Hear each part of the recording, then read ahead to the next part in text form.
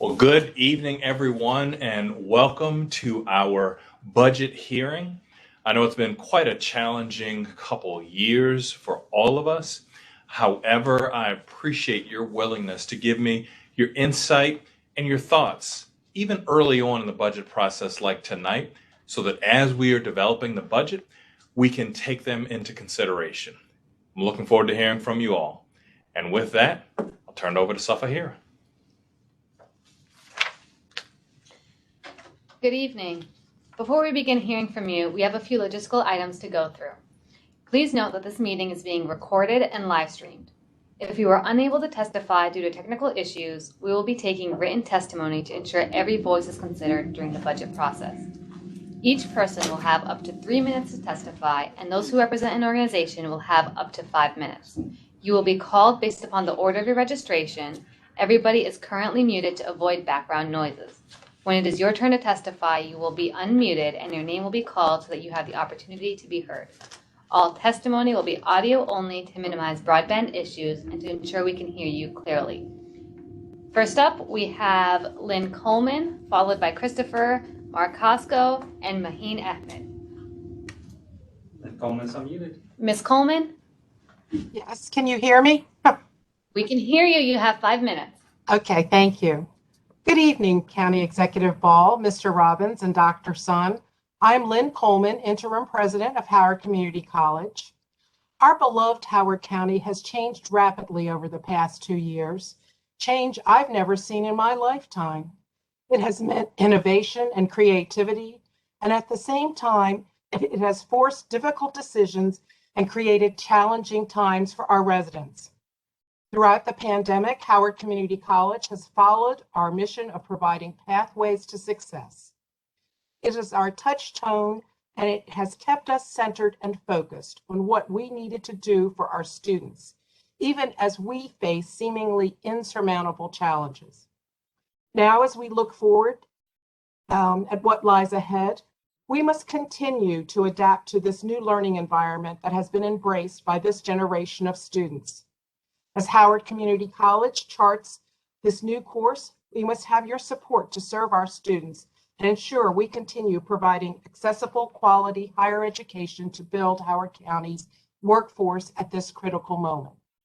For fiscal 2023, we request your continued investment in innovative facilities designed to enrich the lives of students in the community.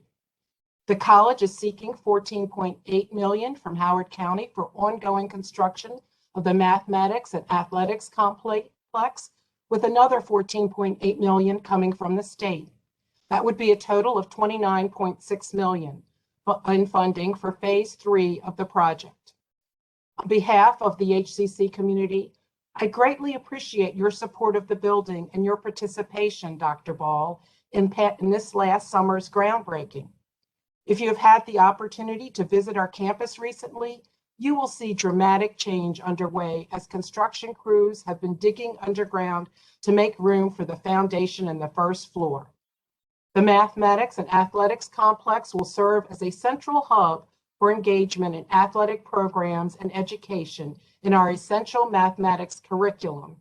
With a fused facility, the college has found an innovative approach to serve students in the community while meeting workforce demand for graduates in the fields of science, technology, engineering, and mathematics. The college is also seeking funding for necessary systemic renovations. As a 51-year-old institution, there are always infrastructure challenges that require funding, whether renovations to replace aging facilities or to address deferred maintenance or to upgrade to the latest technology and design. For fiscal 2023, the college is requesting $1 million for critical repairs, improvements, and upgrades. On behalf of the faculty, staff, and students, I look forward to continuing our work together during the budget season.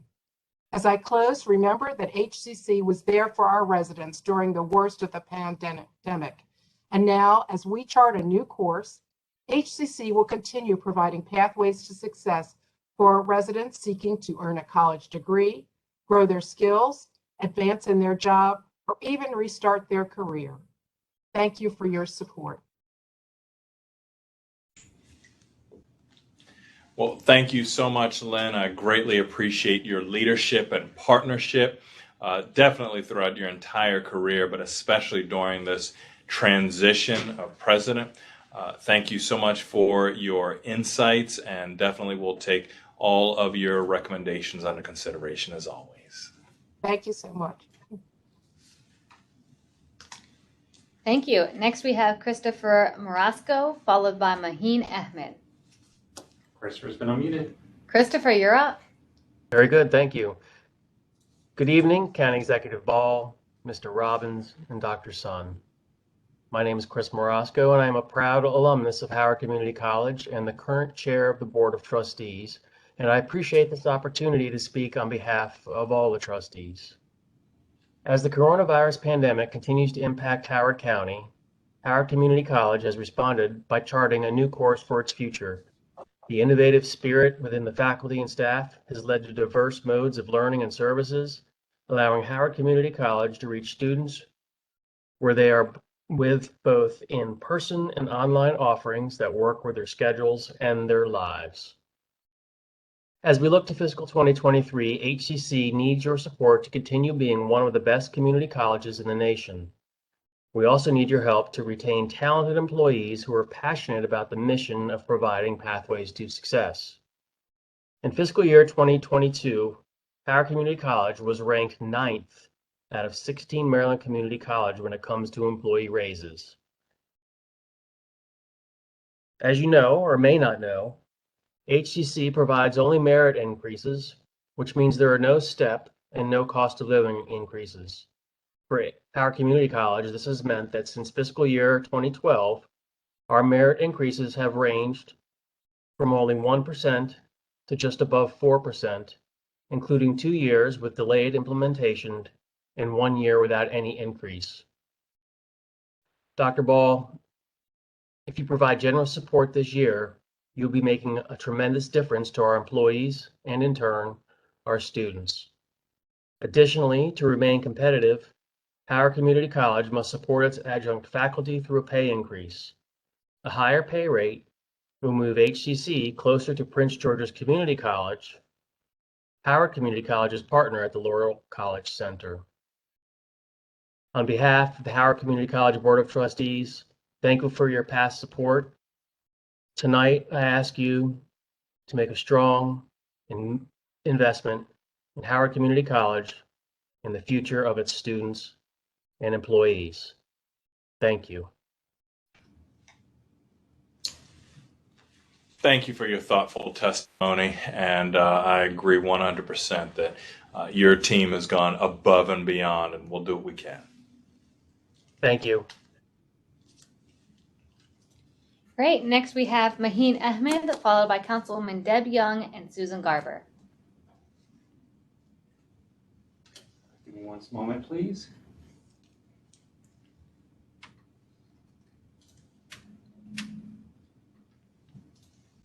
He's been unmuted. Maheen?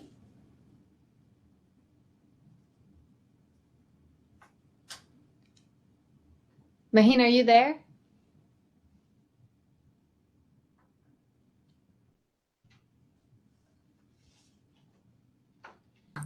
Maheen's been unmuted. Can you guys hear me? We can hear you. Awesome. Good evening, County Executive Ball, Mr. Robbins, and Dr. Sun. My name is Maheen Ahmed, and I am a current student at Howard Community College. Thank you for giving me the opportunity to share my experience at today's hearing. My parents came to the U.S. with the goal of giving me and my sister a college education to secure our futures. Howard Community College has made it possible for me to achieve that goal.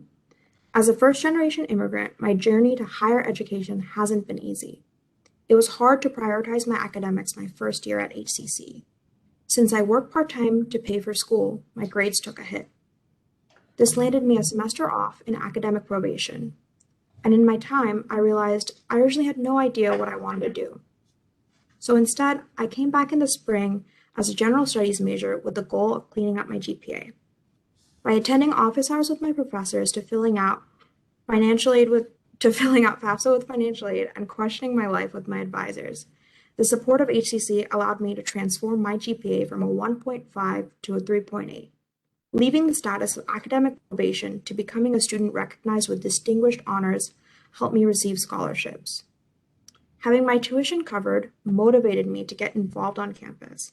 And soon, by fall 2021, I took the role as the student body president and now call the Office of Student Life my home on campus.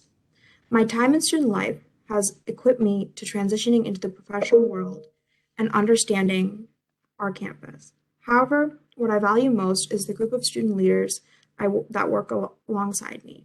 And it is these relationships that make it worthwhile to come to campus and work together to build our community at HCC. My time in SGA has given me the opportunity to work alongside administration and gain in-depth knowledge on how the higher education system works. I realized it's the student voice that has the power to change that. And I had the power to change that. In my role as a representative of the student voice, I realized my passion in advocating for others, which led me to my decision to pursue economics at the University of Maryland to help me reach my next goal of attending law school. It was these experiences at HCC that allowed me to realize goals like this were even achievable. And I ask you to support HCC so other students like me have the opportunity to pursue their goals. Thank you. Thank you for your very powerful testimony, and I wish you the very best in your future endeavors. Your future sounds like it's going to be quite bright. Great. Thank you, Maheen. Next, we have Councilwoman Deb Young, followed by Susan Garber and Jonathan Edelson. Deb Young's been unmuted. Councilwoman, are you there? I'm here. There you go. You're up. Thank you.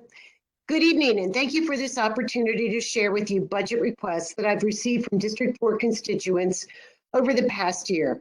I will also be sending you a letter with specific items, as is the custom for council members to share their budget priority requests with the county executive prior to the upcoming budget season. District 4 residents have requested improved walkability and transit links, including improved crosswalks and sidewalks in Harper's Choice and around the Columbia Mall, as well as bus service to the Board of Education's campus on Route 108. Traffic concerns on Route 108 at 10 Oaks Road continues to be a problem, especially with the addition of more fast food restaurants and retail at that congested corner. Residents of Clarksville have requested county cost sharing with the state to promote this project to an earlier timeline.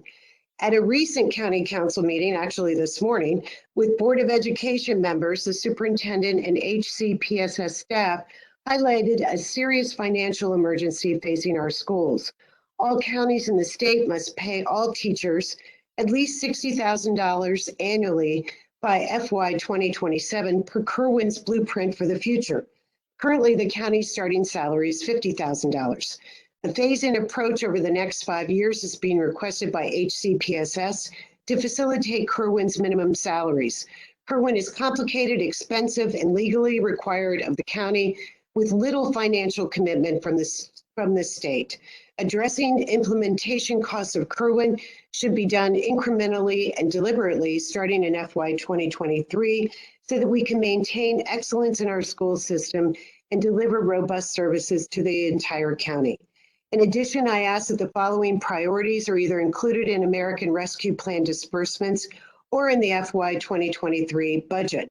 Increase multimodal safety and access on both sides of Cedar Lane, add bus service to HCPSS, ARL Homewood campus, repave roads that have been impacted by water main construction projects and repair potholes, improve street drainage, grates and gutters in Harper's Choice, rehabilitate Faulkner Ridge Elementary School to serve expanded schooling requirements of Kerwin and to address the derelict building that is causing blight in the neighborhood, fund deferred school maintenance projects, fund the renovation of the Rose Price House next door to the Howard County Center of African American Culture, fund the completion of the Community Ecology Institute's Community Engagement Barn, and identify dangerous trees and branches hanging over streets for cutting and shorten time to remove and replant street trees. Thank you in advance for supporting these District 4 budget priorities.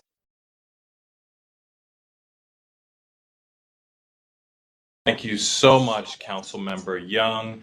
I look forward to, as you noted, your follow-up letter detailing these requests and for us to continue working with you. I was actually, as you were talking, pulling up your last year's request where, and then I know it was COVID times where you only asked for help on the elementary school 44. So I think this comprehensive list will be much more helpful as we move forward to a productive budget season. So thank you. Great, and with that, we'll go to Jonathan Edelson, followed by Laurie Lilly and then Tanya Akins. One moment, please.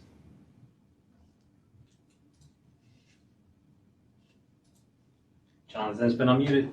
Jonathan, are you there? I'm here. Thank you.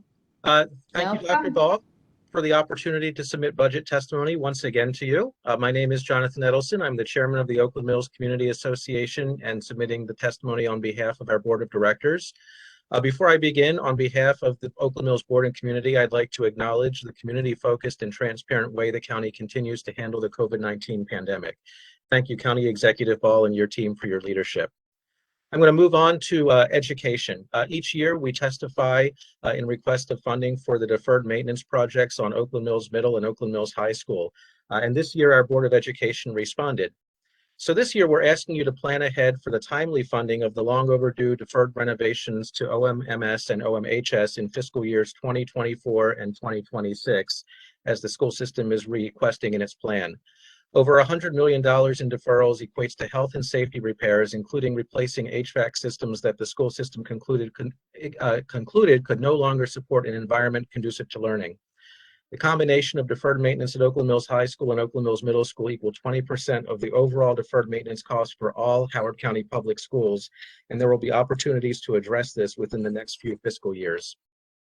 This is a serious issue that needs serious attention and commitment of future collaboration between the county and the school system to ensure these long neglected schools, which serve much higher than average populations of students from traditionally underrepresented backgrounds, can provide safe and healthy environments for students and teachers before another decade passes. This year, we're asking that the county continue to work with the school system and our state delegates to provide timely funding when these projects come due for funding. For fiscal 23, we're asking that the County Department of Public Works revisit past discussions about a streetscape on Stevens Forest Road. A small streetscape was completed on Whiteacre, but Stevens Forest was deferred. Unfortunately, we're having very significant safety concerns on Stevens Forest Road. We recently had 2 traffic crashes at Stevens Forest and Kilimanjaro, one involving an adult on a bicycle and one involving a middle school student who was biking on his way to school. Prior to these 2 incidents, members of our board and our Public Space Committee have sent numerous letters, including videos, documenting the unsafe conditions along the entire stretch of Stevens Forest Road. This is the main road into Oakland Mills and is the only main roadway into any of the 10 Columbia villages that has residential driveways directly on the road. It also serves 4 schools nearby, and students are continuously walking, biking, and running to and from those schools. We honestly feel our documented concerns have not been heard. Our numerous letters to the county detailed each intersection and pedestrian crossing along Stevens Forest Road and included suggestions to address the safety issues with short-term immediate issues to long-term projects. We would like the county to study Stevens Forest Road from the intersection of Kilimanjaro all the way through the intersection at Whiteacre Road to look for improvements. In our written testimony, we include details on some of those improvements that I won't go into here due to time limitations. We know that funding is tight for these projects, but we also know lives are precious and implore that the county work with the community and provide funding to improve Stevens Forest Road to address these safety concerns. Also on the topic of roadway maintenance, we support the Columbia Association's request that the county immediately remove several miles of dead trees in the center medians along Broken Land Parkway and Governor Warfield Parkways. We also request that the county invest in additional maintenance on the medians within Oakland Mills. Right now, the only maintenance the medians within Oakland Mills get is through a mowing contract with the Columbia Association during the spring and summer months. There is no maintenance to the medians at any other time. This means that a lot of leaves from the mature trees are falling in the medians and eventually making their way into the roadways. They remain in the median strips and on the roadways until the spring when the median gets mowed. The leaves often blow into the streets, blocking the roadway and finding their way into the storm drains, as well as causing damage to the street sweepers. Therefore, we continue to advocate for the county to invest in leaf vacuum machines to treat the medians along its roadways. Finally, I'd like to talk about Blandair Park. Oakland Mills considers Blandair Park to be a gem in our community, and it's also a very, very popular countywide and beyond site. Unfortunately, we also bear some of the burden of having such a popular site in Oakland Mills, as the Recreation and Parks Department often erects signs directing visitors into Oakland Mills to park at both Oakland Mills Middle School and Oakland Mills High School. We feel that the community could benefit more from Blandair Park if the county could also erect signs directing visitors to the park to our village center to sample from our merchants and bring more traffic into our village center. As you know, several of the older villages and village centers in Columbia struggle, and this is a unique opportunity to use the park to benefit the merchants in our village center. Thank you very much for this opportunity to provide testimony. Thank you for the very thoughtful and helpful testimony, and thank you and everyone in Oakland Mills for your continued advocacy. Thank you. Thank you. And with that, we'll go to Susan Garber, followed by Laurie Lilly and Tanya Akins. Susan's been unmuted. Susan, are you there? I am. Can you hear me? We can hear you. Great. Good evening, everyone. It's nice to have this opportunity. I'm speaking for myself this evening with some of my favorite projects. The only problem with just having 3 minutes is I'm not going to have the chance to thank you for the projects that have been completed. So I'll include that in my written testimony. I do want to start with asking for you to reinstate the funding and put back on track the pool that was planned for the North Laurel Community Center. It's my understanding that over $1 million has gone into the planning for it, but here we are. I started lobbying for this 7 years ago. I freely embarrassed myself by wearing a beach cover-up to gain attention for the project, and I was pleased when it did get into the budget. And we had years where the calendar got pushed back on it every time money was needed for something somewhere else. But the complete removal this spring was really a gut punch. I will send you references to previous testimony so I don't have to use my time on that. Secondly, I'd like to respectfully suggest that more needs to be done to keep senior citizens connected as COVID continues to seesaw between periods of hope and despair. While food needs of the most needy are addressed, but there's also a widespread need to assist seniors, just like our school students, to cross the digital divide. Seniors need access to computers and the internet and basic cable. They need the technology to participate in public meetings and the public process. I'd like to also request more police patrols throughout the North Laurel Savage area to address crime and traffic violations. The more urban our area gets, I need to ask that you consider a police substation in Savage as a possible project. I would also like to suggest a forest manager is needed to protect the health of our forest, and that funds be devoted to purchasing more wooded lands, including the purchase of Camp Hillchester. And finally, I have learned through this process that it takes many years to get a project going. And for that reason, I want to repeat my annual request for a second floor and possibly a second level in the parking lot or the Savage Library. It's a very heavily used facility, and we really need to start the planning for expansion now. Thank you for all you do. Happy holiday. Thank you. Thank you so much for being a great partner and advocate for Savage always. And I too, in the interest of time, will not go over the great things that we've accomplished together, but I'm really very pleased. So happy holidays to you too. Great. And with that, we have Laurie Lilly, followed by Tanya Akins and Kevin McAlilly. Laurie's been unmuted. Laurie? Yep, I'm here. Thank you. Good evening. Thank you for hearing my testimony this evening. My name is Laurie Lilly, and I'm the Executive Director of Howard EcoWorks. On behalf of EcoWorks, we are respectfully requesting $450,000 from the FY23 capital budget. This is an increase of $50,000 over the $400,000 that we have received for the past 2 years. With these funds, we will continue to provide the following services to the county and community. Number one, safe and sound inspections and debris removal after triggering wind and rain events. Number two, maintenance of Howard County's stream restoration projects. These 17 sites represent millions of dollars of public investment for the county to meet MS4 permit obligations to the state, and we consider ourselves to be the long-term stewards of these projects. Number three, maintenance of Howard County's students branching out tree planting projects. This is 20 school sites where the county has invested thousands of public and grant dollars in tree planting projects, and the trees are in need of maintenance.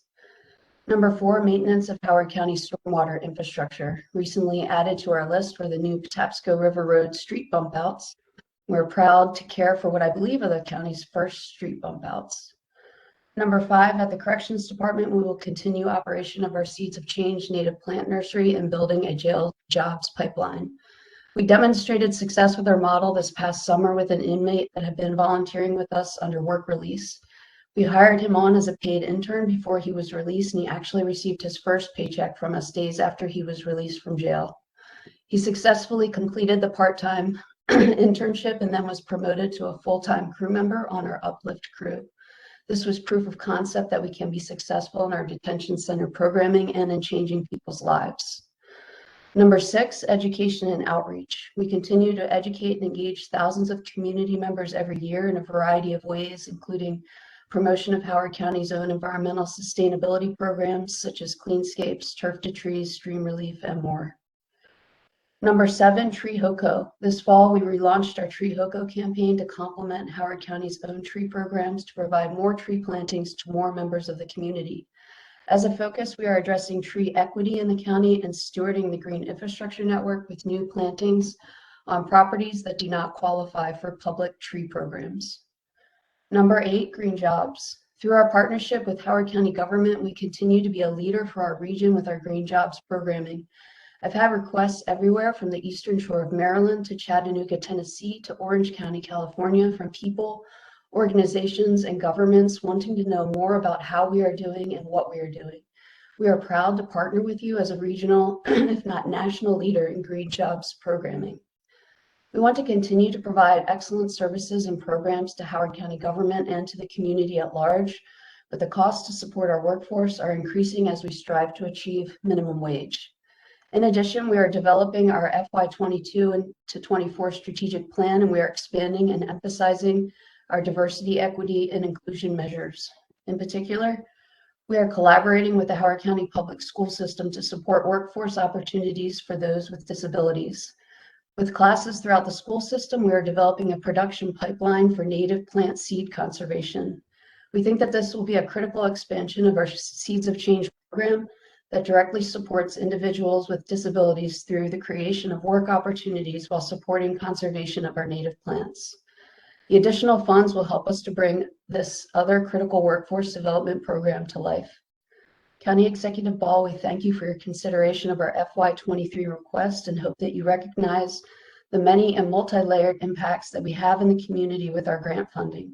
We believe that we are demonstrating cost effectiveness for addressing stormwater, the climate crisis, and the biodiversity crisis through our workforce development programs that benefit so many individuals. It truly is an honor to partner with you in creating such meaningful impact in our community. Thank you. Thank you, Laurie. It's an honor to partner with you and EcoWorks, and I agree with what you said, especially the part where you noted that you guys are a national model. So thank you. Thank you. Great. Next we have Tanya Akins, followed by Kevin McAlilly and Tom Muns. Tony's been unmuted. Tonya? Good evening. Good evening, County Executive Ball, Mr. Robbins, and Dr. Sun. I am Tanya Akins, President and CEO of Howard County Library System and a resident of Columbia. Thank you so much for the opportunity to testify on behalf of Howard County's residents who value the lifelong education provided by our library. Last year, our team quickly and effectively pivoted to teaching classes virtually, making more ebooks and other e-content available, and creating ways to engage with customers and connect people who were isolated. Through contactless pickup, bundle bags, STEM and literacy activity kits, the lending of Chromebooks and hotspots, and the transformation of popular in-person events like Evening in the Stacks and Battle of the Books to virtual events, we heard from customers how much they appreciated the library. And when we reopened our branches to customers, we heard things like this from Jennifer. Thank you for all you've done this year to keep books in the hands of HOCO residents. Today, we went inside of the library. The kids and I were so 6 O's excited. Thank you for all that you do. Another customer, Judy, even said, the library is one of the reasons I happily pay my taxes. Throughout it all, we kept our eyes on the COVID transmission data to inform our decisions about how to best operate safely for our staff and our customers. I'm proud to say that we have no known incidents of COVID transmission in the workplace. Moving forward, we continue to analyze what is working well and how we may be most effective, from internal protocols and policies to customer-facing practices. And with issues of equity always in mind, we continue to examine how to best provide inclusive experiences for everyone in our community. Our new On the Road to Kindergarten mobile unit is visiting neighborhoods where preschoolers may have a more difficult time getting to our branches due to transportation or other issues. Our instructors are taking our classes to them to help give children and their parents or caregivers the literacy skills they need to be ready for school. In September, we opened our new Equity Resource Center at the Central Branch, filled with items suggested by members of our Racial Equity Alliance, members of the community, and our talented team of selectors. This new space is meant to be collaborative, a place where people can come together to view and discuss exhibits, such as Undesign the Red Line, which is here through February, and talk about issues facing our community. This is the community's space, and we invite them to use it. Through these and other efforts, our team is refocusing its work to be more outwardly focused and talking with the community to learn what people want so we can all live to our highest potential. Our operating budget request includes a 7% increase for FY23. The requested increase will provide COLA and merit increases for our dedicated team in line with what the county will provide to its employees, fund FICA and anticipated medical plan increases, fund a diversity officer to manage our equity strategy and a new outreach position to lower barriers to access for community members, and fund anticipated publisher and vendor increases in materials and technology costs.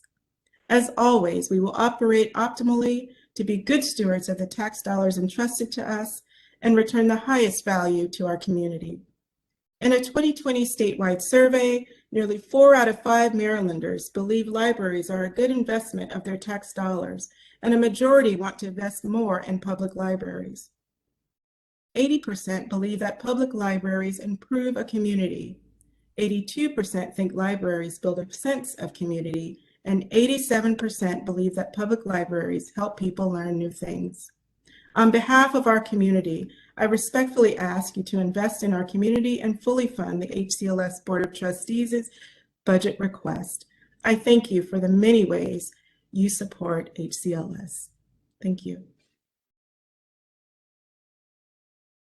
Thank you, Tanya, for being such a fantastic transformational partner in these educational endeavors for our residents and visitors of all ages.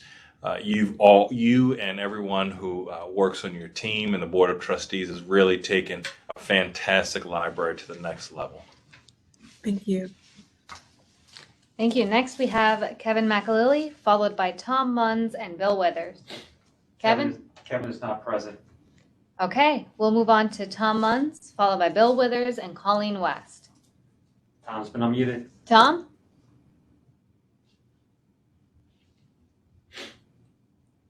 Tom, are you there? I am double muted. Sorry about that. No worries, you're up. Okay, good evening, everybody. Good evening, County Executive Ball, Mr. Robbins, and Dr. Sun. I am Tom Muns, Chair of the Howard County Library System Board of Trustees and a resident of Ellicott City. Thank you for the opportunity to testify about our capital budget needs. First, thank you for your support of our recently reopened Glenwood branch. As you saw on opening day, the community was thrilled to be back in the building, and with the renovations, which include a maker space featuring 3D printers, a digital memory station, large format printer, laser cutter engraver, recording booth, and tinker bins, this maker space is the first of its kind in Howard County, free to anyone in the community, no membership required. Already, people are making holiday ornaments using the digital memory station to convert VHS tapes to digital files and creating 3D printed items. Reimagined and collaborative teen space with new seating and gaming station, which as you might expect is very popular with the local teens. A builder's barn featuring supplies and activities so children can be makers too. A refreshed children's area with new, more accessible shelving, making it easier for our youngest customers to explore and find books. And coming soon, interactive learning spaces that encourage young children to learn through play. 2 new multi-use studios for classes and community meetings, enabling our instructors to teach more classes and giving the community more space for public meetings. A new passport office for greater confidentiality. A renovated vending cafe area in the new central location, serving as a snack area, collaborative, and social space. A new self-service area, enabling customers to pick up their holds. New flooring, replacing old loom carpet, which is becoming a tripping hazard in many places throughout the branch. Selected artworks from our art education collection, making art more accessible. And new outdoor patio seating.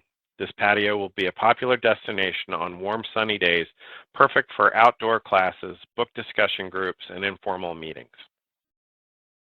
Our next project is the new downtown Columbia branch. Our proposed capital budget includes a $1.6 million request, which is vital to move this critically important project forward.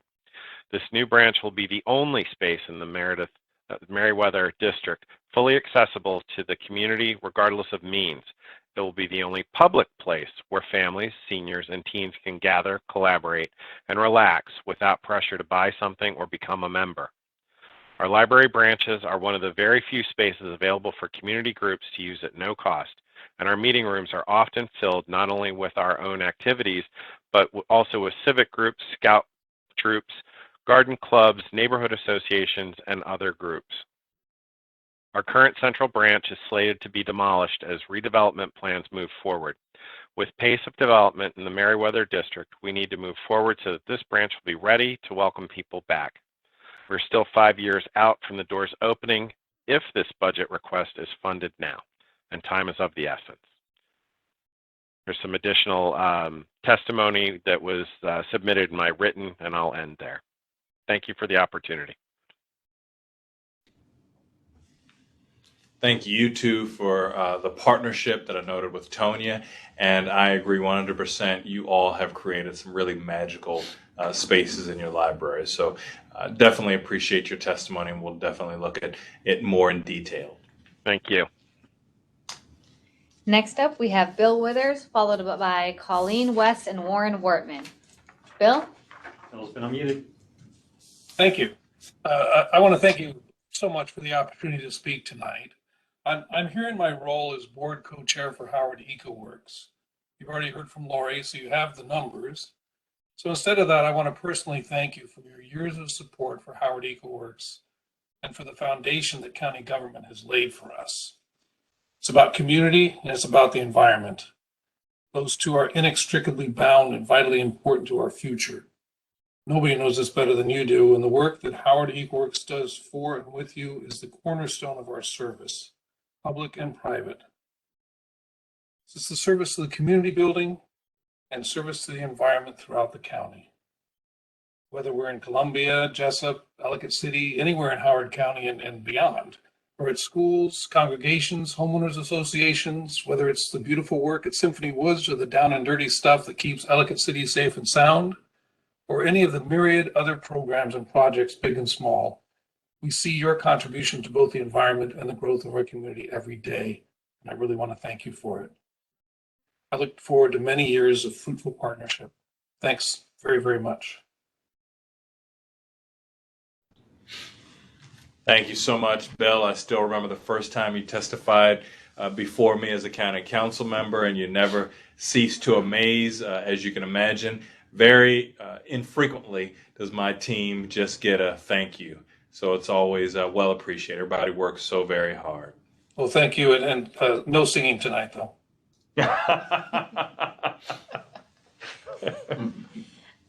Next up, we have Colleen West, followed by Warren Workman and Angie Boyd.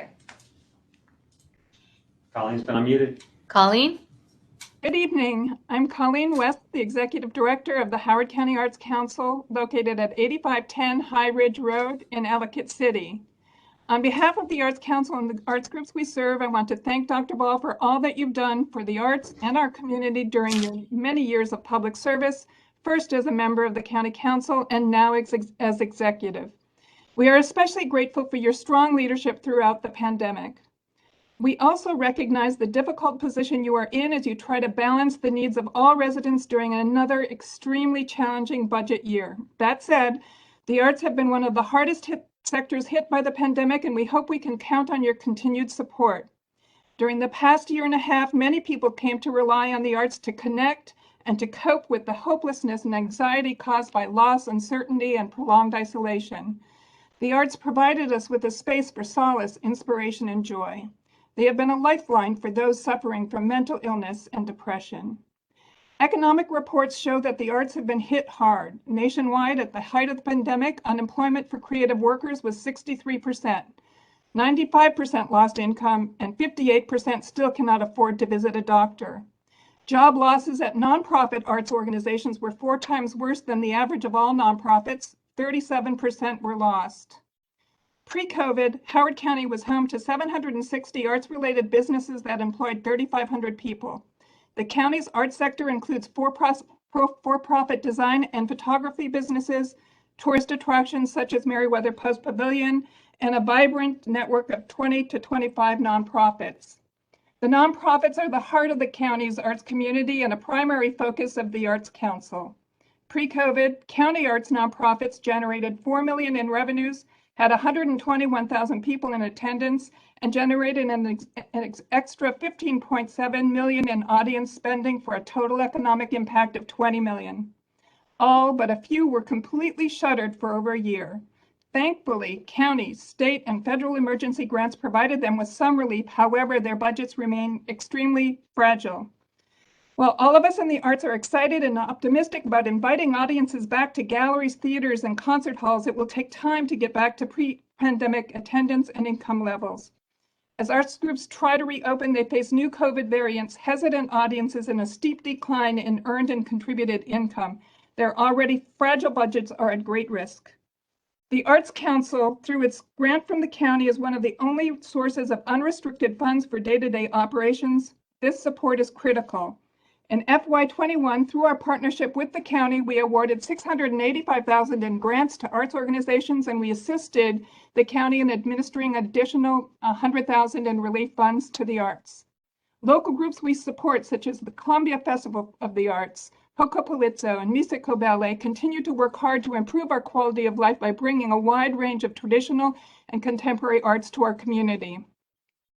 County funds also support the Howard County Center for the Arts, a 32,000 square foot incubator space in Ellicott City, which provides affordable rehearsal, performance, and studio space for artists and arts organizations. At this time, the Arts Council is in the process of finalizing our budget request for FY 2023. For the current year, we received $905,500 from the county. 70% will support direct grants to arts organizations. To reverse the negative effects of COVID on our arts community, more, not less, investment is needed from local business, government, and the public. I look forward to working with you to ensure the arts emerge from this pandemic stronger and more creative than ever. Thank you for this opportunity to speak with you, and I hope you have a chance to stop by the gallery in January to see the upcoming HOCO Open exhibit. Thank you very much. Well, thank you so much, Colleen. Very excited and just reliving as you were giving your testimony. We've done some amazing things for the arts, and together we're going to continue. Great. Next up, we have Warren Wortman, followed by Angie Boyd and Paul Verginski. Warren's been unmuted. Warren, Hello, can you hear me? we can hear you. You're up. Thank you for the opportunity to submit budget testimony. My name is Warren Workman. I'm a member of the Oakland Mills Board of Directors and the Oakland Mills Community Association Public Space Committee Chair. I'm submitting this testimony on behalf of the Oakland Mills Board of Directors. The Village Board supports extending a path from the Orchard Green tot lot to the Red Branch Road light on Maryland 108, providing safe pedestrian and bicycle access to the Red Branch Road businesses. However, we need a small budget and commitments from the state, Howard County, and the Columbia Association to make this connection. The Oakland Mills Public Space Committee has identified 33 Red Branch Road area businesses, 3 grocery stores, 8 sports and physical workout facilities, 7 churches, and 15 other organizations that could be safely and easily reached on foot from the Thunderhill neighborhood with the proposed paths and pedestrian crosswalk. Currently, most walkers who want to visit these businesses jaywalk across Maryland 108 rather than walk an additional 2 miles to use the crosswalks at Mellenbrook Road or Phelps Luck Road. In their teens, my children and many other neighborhood kids regularly jaywalked across Maryland 108. This very unsafe practice continues to this day. The relatively inexpensive solution is to add a pedestrian crosswalk at the light at Red Branch Road. However, the crosswalk requires a connecting pathway. The Bike Howard plan suggests adding a shared use pathway along the south side of Maryland 108 for this project about 50 yards. In addition, the Columbia Association has an existing path to the Orchard Green tot lot that could be extended to the shared use path, again, only about 50 yards. Unfortunately, this solution involves 3 parties, MDOT for the pedestrian crosswalk, Howard County for the shared use pathway, and the Columbia Association for the Orchard Green tot lot path extension. As chair of the Oakland Mills Public Space Committee and a member of the Oakland Mills Board of Directors, I request your help to facilitate a budget and gain commitments for this much needed complete streets solution. Thank you for the opportunity to submit this testimony. Happy holidays. Thank you and happy holidays. And as you probably know, I began my public service career here in Howard County in the Oakland Mills Village Board, and always appreciate your testimony and your partnership. Thank you. Next up, we have Angie Boyd, followed by Paul Verginski and Kiara Diamore. Angie's been unmuted. Angie? Good evening. As you approach budget preparation, I recommend that you follow President Biden's recent example and prioritize infrastructure, especially stormwater management and road maintenance. When my community, Dunlogan, was developed in the 1950s, many of the lots were bigger than the required half acre in recognition of our rocky clay soil and steep topography. The county has allowed significant infill since by subdividing lots or building on steep slopes without requiring additional stormwater management, and many of us have suffered. Late basements, but for some reason, for some neighbors, the damage has exceeded $50,000, and they can trace their problems to specific infill permissions. Whenever we have heavy rains, roads like McAlpine Road flood and create unsafe conditions, especially in freezing weather. This has been a problem for years, but it's been getting worse. It's been reported several times, but no action has been taken. The last time someone reported it, the county told my neighbor his mailbox was interfering with the flow of water. He moved his mailbox, which had been there for over 50 years, but nothing changed. Water flowing down the front of our yards leaves large and lasting puddles anytime it rains heavily. The McAlpine medium, which we call McAlpine River, used to flood once a year or so, but now it has water flowing anytime there's significant rain. Climate change has probably played a role, but the primary cause has been county land use decisions. In 2019, a comprehensive study of the Plumtree and Tiber watersheds recommended several hundred projects to mitigate flooding and stormwater management, and Dunlogan is in those watersheds. Our community association testified in favor of funding our local projects for the 2022 capital budget. We need those projects and more. In addition, we should allow no further infill or other construction like a patio or large parking areas that will decrease permeable surface in Dunlogan or other communities without studying the effects of each on existing homes and requiring measures be taken to avoid damage. If there's an effect that cannot be prevented by mitigation, the request should be denied. Then there are the roads.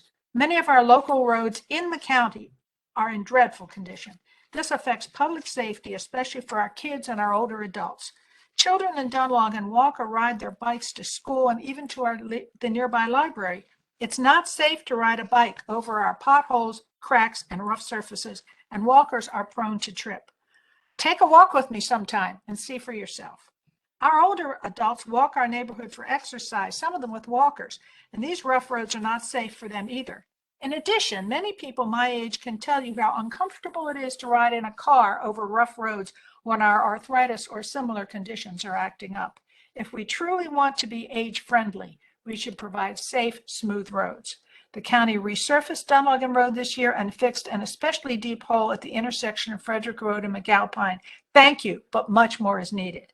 Road maintenance and small stormwater improvements are not issues that get headlines, but they are a core responsibility of county government.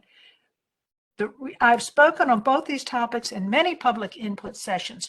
So if you'd like to stop hearing from me, please respond by addressing these problems with significantly more funding in the next budget. Thank you. Thanks, Angie. As you've noted, we've made some progress, but we've still got a lot of work to do. Look forward to doing it together. Thank you. Thank you. Next up, we have Paul Verginski, followed by Kiara Diamore and Nidhi Srivastava. Paul's been unmuted. Paul? Good evening. Could you hear me? We can hear you. The following is testimony by Paul Verginski and Rusty Toller. Rusty is currently out of state. Calvin, we would like to congratulate you on the completion of age-friendly Howard County Action Plan 2021 to 2024 in its submission to the ARP for their review. You began the work on the plan on December 3rd, 2019, 2 years ago. While we do not know what changes and suggestions the ARP might recommend before your final review and approval, we commend you and the team for the comprehensive blueprint. After your final approval, the hard work begins to integrate this plan into the Howard County's plan for the future as called for under the Howard County Older Americans Act.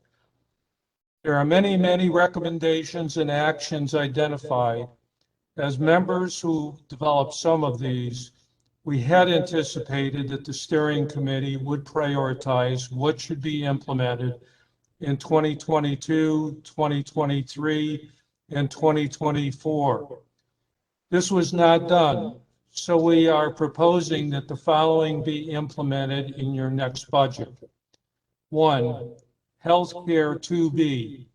Expand the number of county occupational therapists to evaluate residences, since over 90% of older adults live out their years in their current residences.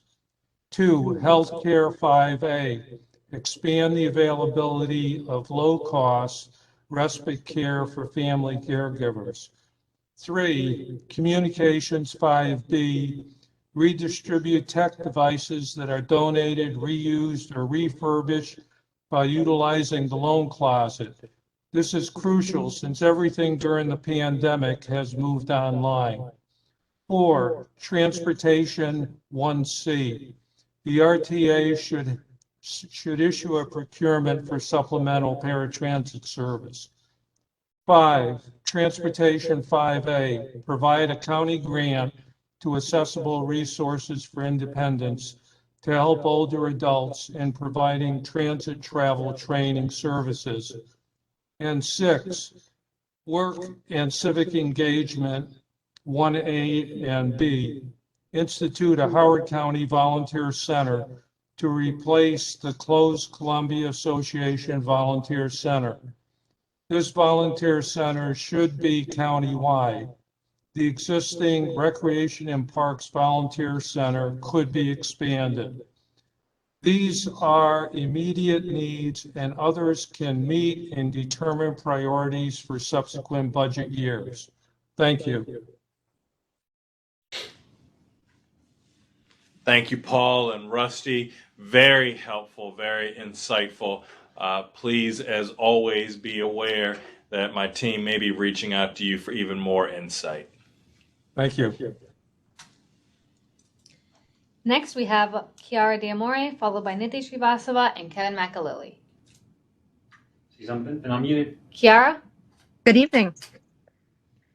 Good evening. You're up. Great. Thank you. Thank you, County Executive Ball, Mr. Robbins, and Dr. Song. My name is Dr. Kiara Diamore. I live in Columbia, and I serve as the Executive Director of the Community Ecology Institute. CEI is a Howard County-based nonprofit organization with a mission to cultivate communities where people and nature thrive together. CEI's work uniquely focuses on tangible, community-level change at the intersections of environment, education, equity, and health. With support from the county and the community, in 2019, we were able to purchase the last working farm in Columbia to protect it from housing development and transform it into an accessible experiential education center where people can learn from hands-on experience about how they can lead happier, healthier, more connected, and sustainable lives. Over the past 2.5 years, CEI has made significant progress in transforming this property into a unique and vibrant place of common ground for diverse members of our community. Despite the challenges of COVID-19, in 2020, we worked with over 500 volunteers and grew over 5,000 pounds of food for the community. In 2021, CEI provided a safe and welcoming place for community engagement for over 1,000 people and counting. We are partnered with the Howard County branch of the NAACP, HopeWorks, The Third, Volunteens, Equity for HC, the Rotary of Columbia Patuxent, the Howard County Public School Systems, Howard Community College, area universities, and numerous other organizations in engaging the community in unique health and education opportunities. In 2021, CEI has also transformed our Climate of Hope program into our new Nourishing Gardens program, which recently won the Changemaker Challenge Community Choice Award. This program seeks to address inequities created by creating a workforce of people trained to transform lawns into food-growing gardens that support the multifaceted health of our community members. In 2021, we also made significant infrastructure enhancements to the Freetown Farm property, turning it into a 6.4-acre outdoor experiential education space in the heart of Columbia that serves as a model for how we can simultaneously provide physical and mental health benefits while developing knowledge and skills that support personal, family, and community resilience. We were honored to partner with the county and the Robert Wood Johnson Foundation Culture of Health Award as a part of that work. Currently, CEI operates with a very small team of staff, student interns, and a large number of volunteers. Continued support from the county will help CEI to secure the staffing needed to maximize Freetown Farms benefits to the community. An additional priority for 2022 is to complete the renovation of the barn into CEI's office and community engagement space. The permits were finally delivered to the county last week, and we are 84% of the way towards achieving our construction fundraising goal. Currently, there isn't any outdoor space from which to run the organization or our programs. There is not any indoor space from which to run the organization or our programs, a situation which significantly limits our ability to grow the community programming that we can offer. The county's ongoing support will enable CEI to grow into our full potential and to offer an exciting range of unique, mission-driven, COVID-responsive programs to be brought to diverse county residents.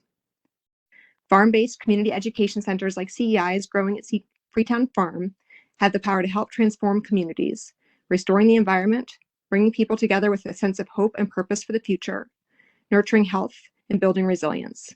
This work is more important than ever given the challenges and disparities that have been highlighted by COVID-19. On behalf of CEI, I respectfully request that the county continues to support our organization in the 2023 budget. CEI's work in the community is a unique and direct alignment with the county's priorities of having a thriving and healthy residents and a clean and sustainable environment. And we are proud of and grateful for our collaboration with the county to date. Thank you so much for your support and happy holidays. Thank you, Dr. Diamore. You have truly, you and your team with CEI have transformed Howard County, and I am so glad that we were able to work together. And again, you noted all of the wonderful accolades, but I just want to reinforce us winning the 2021 Robert Wood Johnson Culture of Health Prize in the midst of COVID really speaks to the ways that you have helped change Howard County for the better. So looking forward to continuing working with you. I think it's a true investment. Thank you, Dr. Ball. Next up, we have Niti Srivastava, followed by Kevin McAlilly and Nikki Highsmith-Vernick. Niti has been unmuted. Niti? Yes, hello, can you hear me? We can hear you. Greetings, Dr. Ball. 1 in 3 families struggles to make ends meet in Howard County, the second richest county of the richest nation in the world. According to the 2020 United Way Alice report, 1 in 3 families in Howard County do not know where their next meal is going to come from. ALICE is an acronym for Asset Limited, Income Constrained, Employed. ALICE families make less than the survival budget, which means that they don't make enough money to cover their basic expenses, such as housing, childcare, healthcare, and food. These are the working poor, people who work multiple low-paying jobs, people who make slightly more than the federal poverty level, who do not qualify for federal benefits. ALICE workers include our firefighters, veterans, grocery store workers, postal workers, farm workers, and many others all around us. My name is Niti Srivastava. I'm a longtime resident of Howard County. I am the executive director of the Indian Cultural Association of Howard County, a 501c3 nonprofit organization. ICA is the largest cultural organization in the region. We strive to bring our diverse communities together and an end to racism, discrimination, and suffering in our community. ICA has made a significant impact in alleviating hunger in Howard County. To date, the ICA team has distributed more than 2.3 million pounds of food to the needy. ICA volunteers were recently recognized by the Governor of Maryland, AARP, and Baltimore Ravens for their COVID-19 response. We have been out there in the snow, rain, blistering heat, and the bitter cold to help our neighbors and fellow Howard County residents. We have outpaced the county's hunger alleviation efforts, which had a budget of millions of dollars, with zero support from the county on a shoestring budget. There is a structural problem when so many amongst us are struggling to put food on our tables. According to the Maryland Food Bank, Columbia, Maryland is a hunger hotspot. This when the solution is staring us in the face. 40% of the food produced is wasted, dumped, junked, discarded. Perfectly good food is thrown away, contributing to greenhouse gas emissions and polluting the environment. If we could recover only a portion of that, we could feed all those who are struggling with hunger in Howard County. For FY23, we request funding for an innovative food rescue and salvage facility, Feed HOCO, to enrich the lives of tens of thousands of Howard County residents. Currently, there is no such facility in Howard County. Today, there are more kids living with hunger in HOCO than ever before. You can help change that. I want to share a few notes received from our patrons. May Anna writes, I'm a cancer survivor, and all your help during this pandemic has blessed me in more ways than just feeding my family. God bless you. Derek writes, God bless you guys. I've been unemployed since mid-December and can't seem to get unemployment yet. The food you all pass out has been a godsend and lifesaver. Dr. Ball, we have a choice to make. We need to prioritize and put people first. Investing in ICA's food rescue and salvage operation, Feed HOCO, is a smart solution. Access to nutritious, safe, affordable, and sustainable food is a basic human right. Your funding of ICA's Feed HOCO efforts will ensure long-term savings to the community, a return on investment that is manyfold. On behalf of the entire ICA team and the families depending on ICA, I thank you for your time today. Dr. Ball, thousands of families in HOCO are counting on you to fund Feed HOCO. An investment in Feed HOCO will ensure that no one goes hungry in Howard County. We hope that you will be inspired to support ICA's efforts to end hunger in Howard County. Thank you. Thank you for your testimony, and just thank you again for all the work that you and ICA have done to feed so many people at one of the most challenging times in our world's history. You all have made a tremendous impact, and looking forward to reading more of the details about Feed HOCO. Thank you. Thank you. Next up, we have Kevin McAlilly, followed by Nikki Highsmith-Vernick. Kevin's been unmuted. Kevin? Good evening. Thank you to you, Dr. Ball, and your incredible team. You have such an imaginative, very, very illustrious team of individuals working with you. Thank you so much. I'd just like to say welcome everyone to our 55th birthday. I am Kevin McAlilly, the chair of the Wild Lake Village Board. This year is our 55th birthday celebration. We're going to be doing some different things throughout the year, and Dr. Ball, your team's been in touch. Thank you so much. The first thing on our list of asks for Wild Lake Village is funding for the Wild Lake Beaver Brook Stream Restoration Design Plan and Implementation to complete a work study that started several years ago. And at this point in time, there is work that's been done on the stream channel that runs through Wild Lake Village before us and after us, but not in the middle. And we'd like to see that funding come through. Next is the Wild Lake Cares is our environmental committee from our village board. They've identified that the entryway into downtown Columbia using Little Patuxent Parkway to Governor Warfield Parkway and continuing on to and past the mall, it currently has invasive bushes and species of plants all the way from Columbia Road, just as you get off of 29, and it goes all the way to Windstream. The problem is that these invasives are not the most attractive to enter into our vibrant Wild Lake Village and to town center. We suggest native plantings that will fare better throughout the seasons. Next item is signage for wayfinding to be placed on the north side of Little Patuxent Parkway near the old Columbia Flyer building and behind the building, identifying to runners and pedestrians and rollers, especially school children coming from downtown Columbia and Meriwether District Town Center, to where it turns into this ADA compliant pathway that accesses our schools, village center, and sports facilities. This is a complete streets effort, and we'd like to continue asking for funding for that. The bike corrals at local events, this was fantastic during the 4th of July event. We'd like to see more of that for our village residents so that they can leave their cars at home and ride their bikes. The crosswalk at Roslyn Rise Apartments is going to be necessary. Thank you to the council and for you supporting the Roslyn Rise Apartments in Wild Lake.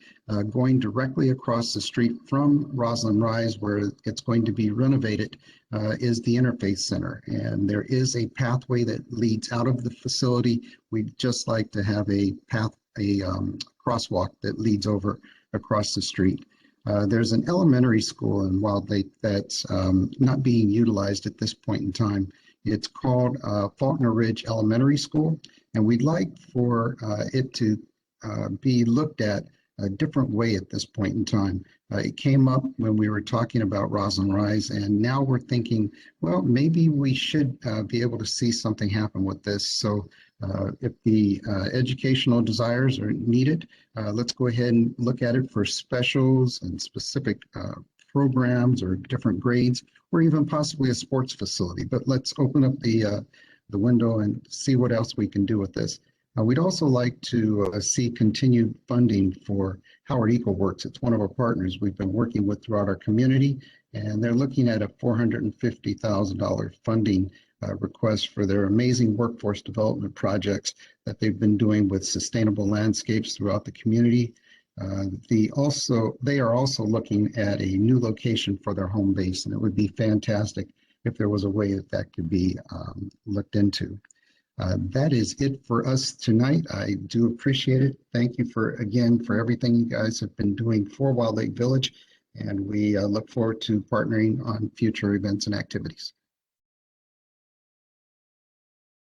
Thank you, Kevin. You all have been fantastic partners. I think we've made some wonderful efforts in Wild Lake. We're going to continue making more and celebrate this 55th birthday just right. Thank you so much. Next up, we have Nikki Highsmith-Vernick, followed by Franlo Presley and Joanne Greaser. Nikki's been unmuted. Nikki? Thank you. Yeah. Good evening, You're up. County Executive. And can you hear me? Yep. We can hear you. Great. Good evening, County Executive Ball, Mr. Robbins, and Dr. Sun. I'm Nikki Highsmith-Vernick, President and CEO of the Horizon Foundation and resident of Ellicott City, Maryland. We are Howard County's Community Health Foundation and the largest independent health philanthropy in the state of Maryland. I just want to echo congratulations to Howard County for achieving the coveted RWJF Culture of Health Prize and for being named the 8th healthiest county in the nation. Let's continue that excellence under your leadership, Dr. Ball. The COVID-19 pandemic has not only underscored the need for robust funding for public health, but it also exposed significant, long-standing health inequities that leave many in our community behind. One area where this problem is most stark is the lack of maternity care for uninsured women in Howard County. Reestablishing a maternity clinic in our community to provide comprehensive maternal health is long overdue, and we urge you to support by providing the necessary funding of $1 million in the upcoming budget. As you know, this has been a problem in Howard County for far too long. In fact, the first meeting I ever attended at the Horizon Foundation almost 10 years ago was about this exact issue. A few years before that, state cuts to our public health budget shut down our maternity clinic, run at that time by the health department, and it's been glaringly absent ever since. Although the Horizon Foundation funded several pilots to provide prenatal care services to these moms, we never had sustained government funding to support a program. It is long past time to act. Howard County prides itself in being one of the healthiest communities in the country, and yet shamefully, we have exactly 0 maternity clinics who will see all women within our county borders. As a result, many uninsured pregnant women seek care outside of our county in order to get basic prenatal care services. Oftentimes, this hardship means that pregnant women do not get the maternity care they need until very late in their pregnancy, or sometimes not at all. And many women do not receive evidence-based postpartum follow-up care.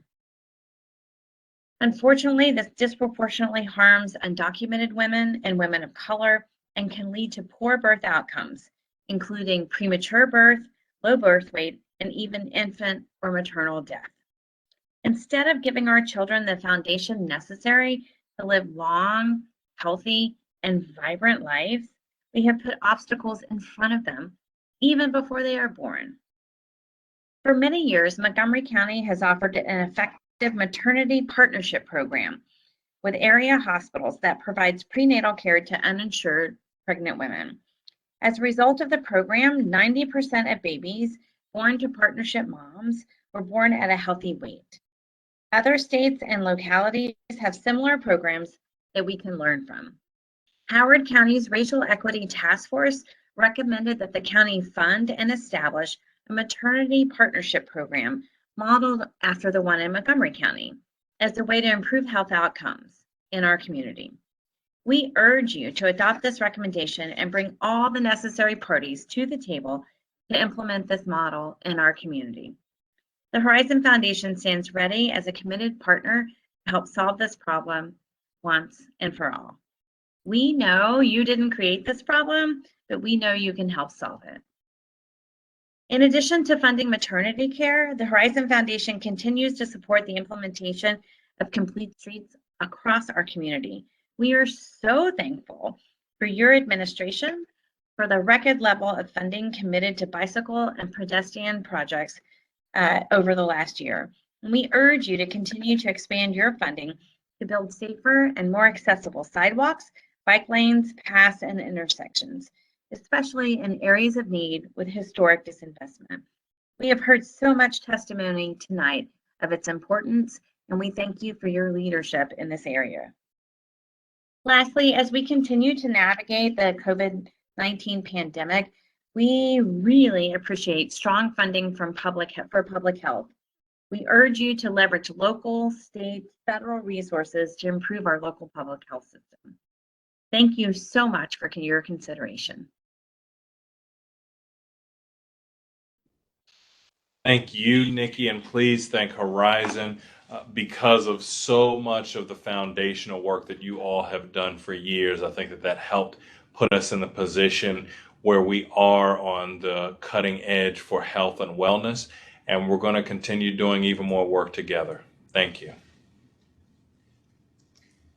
Next up, we have Fran Presley, followed by Joanne Greaser and Rebecca Ote. Fran's been unmuted. Fran? Hello, can you hear me? We can hear you. Thank you. My name is Fran Presley, and I'm here to speak about the soon-to-be-built East Columbia 50 Plus Center. I have spoken often about the need for this center, and that need has been heard by this administration. In just 3 days, there will be a groundbreaking ceremony for this regional center next to the East Columbia Library that will serve seniors from all over the county, as well as the wider East Columbia community. Dr. Ball supported this center when he was a councilman, and he has continued to do so as county executive. Many others in and out of government have also supported building this center over these last 6 years. Tonight, speaking for the seniors of East Columbia, we just want to say thank you. Thank you. I wish everyone a happy and healthy holiday. Thank you so very much, Fran. Again, I'm just so appreciative of your work, your advocacy, your persistence in ensuring that we got to this place. I'm excited to see you this week and all of the advocates who helped make it possible. While our team was able to push things over the finish line, it was you and your team who continued to keep it at the forefront. So thank you. And there are going to be so many of our older adults for generations to come who will have a better experience in and around Columbia because of you. Thank you. Next up, we have Joanne Greaser, followed by Rebecca Ote and Jennifer Pellig. Joanne's been unmuted. Joanne?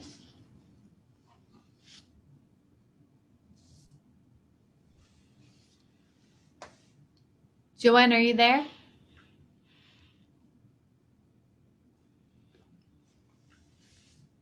Okay. We will move forward with Rebecca Ote.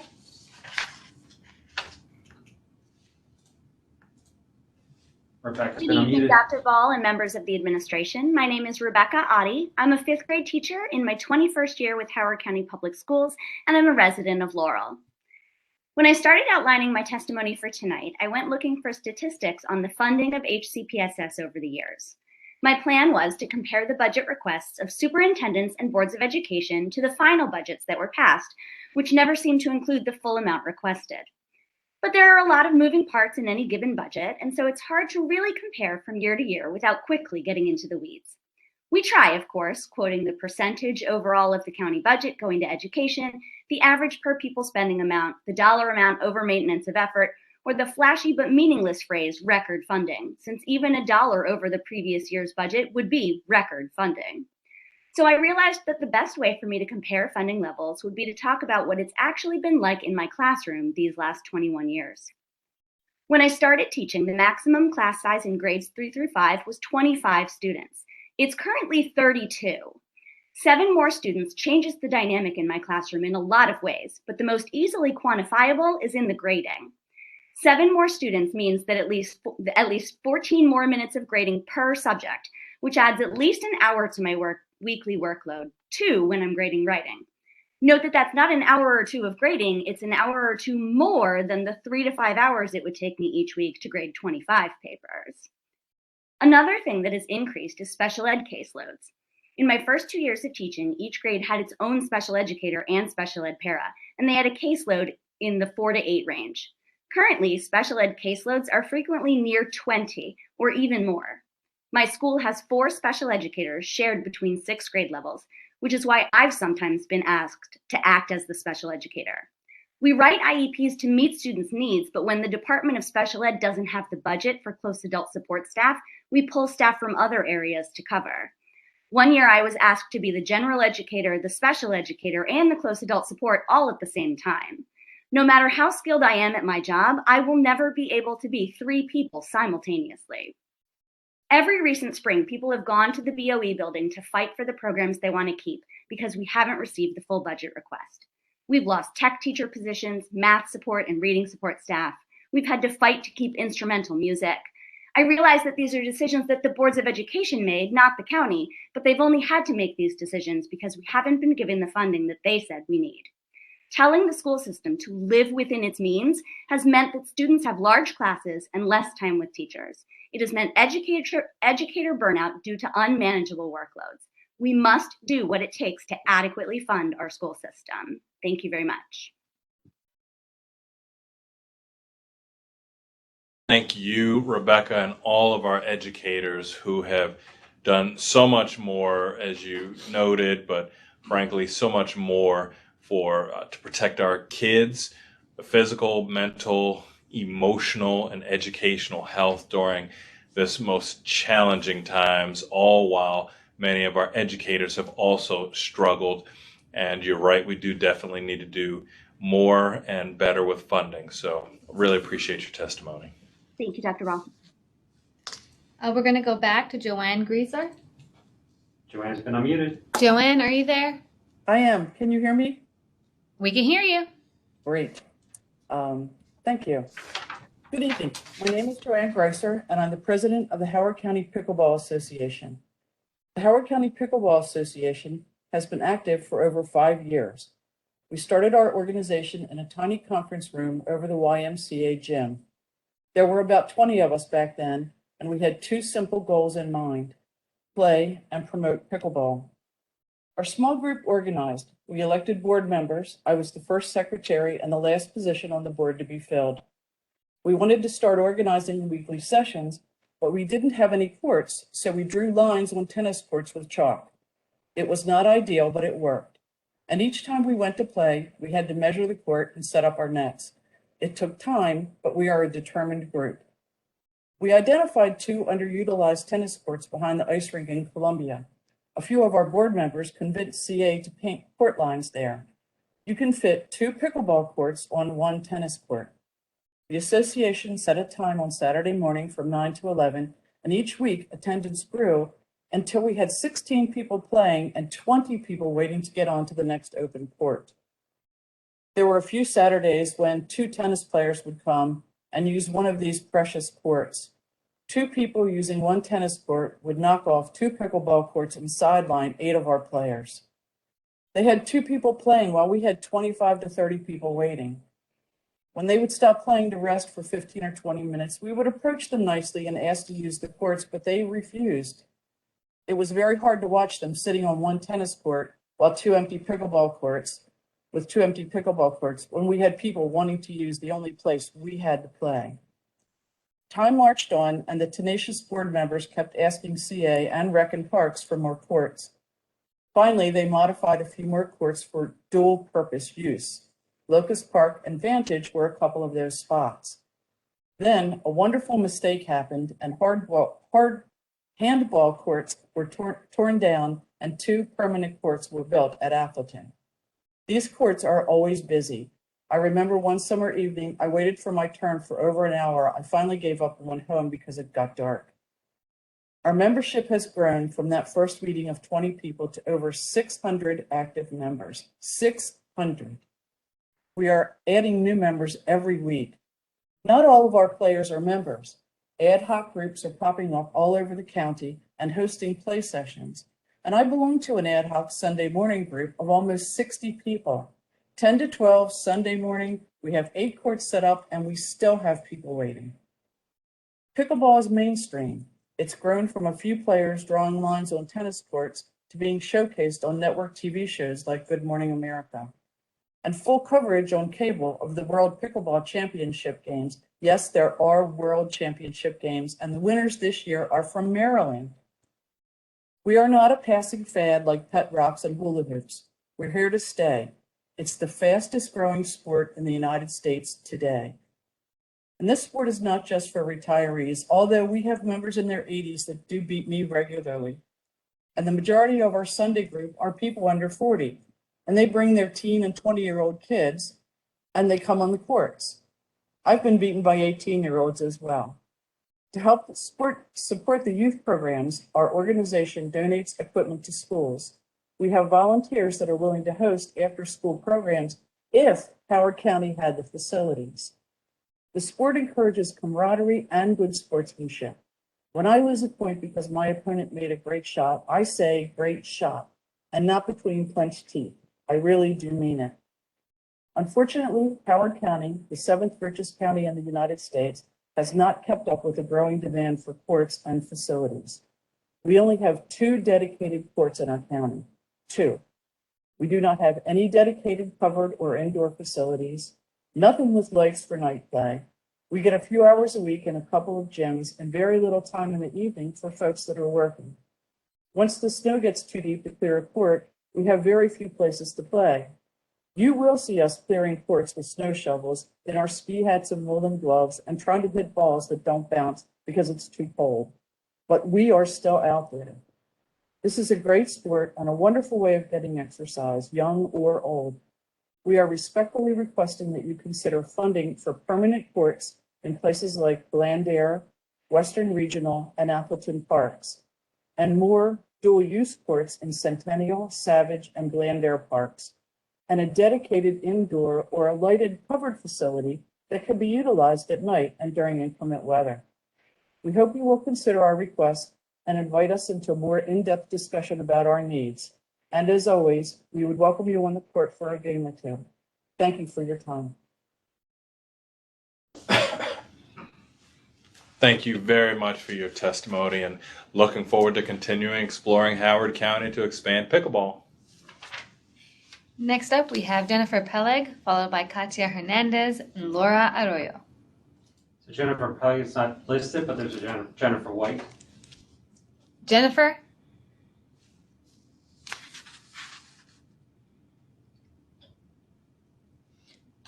Okay, we will move forward with Katia Hernandez Herna. Katia has been unmuted. Katia?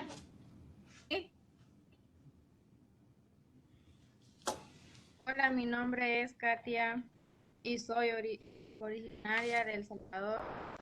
Llegué a los Estados Unidos en noviembre del 2020 y llegué directamente a este condado. Soy madre primeriza de un bebé de tan solo un mes de nacido. Hi, my name is Katia. I'm originally from El Salvador and I came to the United States in November of 2020. Came directly to Howard County. I am a mother of a baby that is 1 month old. Ya no tengo seguro médico en este momento y tampoco lo tuve en el tiempo de mi embarazo. Para poder ser vista y tener un control prenatal, lo que pude obtener fue un descuento en la clínica de San Juan, San Ángel, en Baltimore, porque aquí en el condado no encontré nada en esa clínica. Me hacían mis consultas, exámenes y sonogramas. I don't have health insurance and I didn't have it during my pregnancy. To be able to get prenatal health care, I had to go to St. Agnes in Baltimore because here in the county I was not able to find anything. And in that clinic, that's where I got my consults, exams, and sonograms.